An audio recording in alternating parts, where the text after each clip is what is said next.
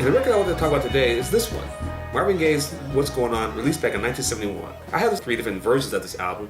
The first one being the original version that came out when the CDs were first released on the Motown Compact Classic series. It's a single disc, it's not much to it. There's a single trade card to it and just the CD itself, which is always silver from the edge to edge. In my opinion, and the opinions of others, this is probably the best sounding version of this album on CD. We don't know what the source tapes were, but it is believed that either the engineer who made this CD had his hands on the original studio tapes or these first generation studio tapes. It sounds very, very good, and mostly better than anything that precedes it later on in terms of remasters. And this one should be easy to find out there in the used bins. This is the one to get. In fact, if you see any of these types of Motown albums in this format, most of these albums sound very, very good. But this one here stands out because this one has the original mix to the album.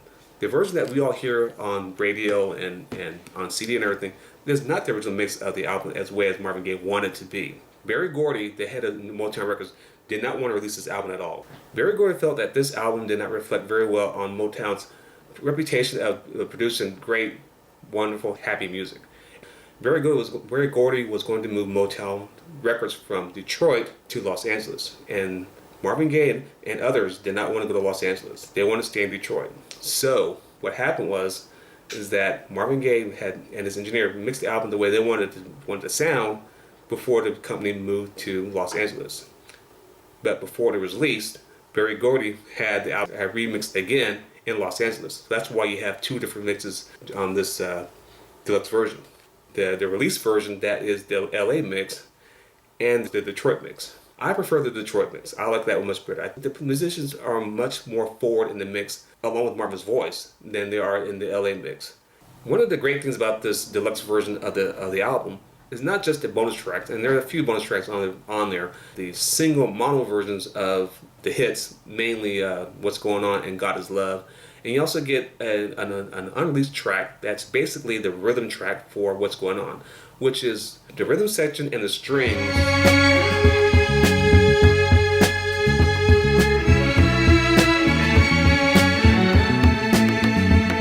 I have 3 versions of this album in my collection, and I'm happy with all 3 of them. Each one have their own special merits.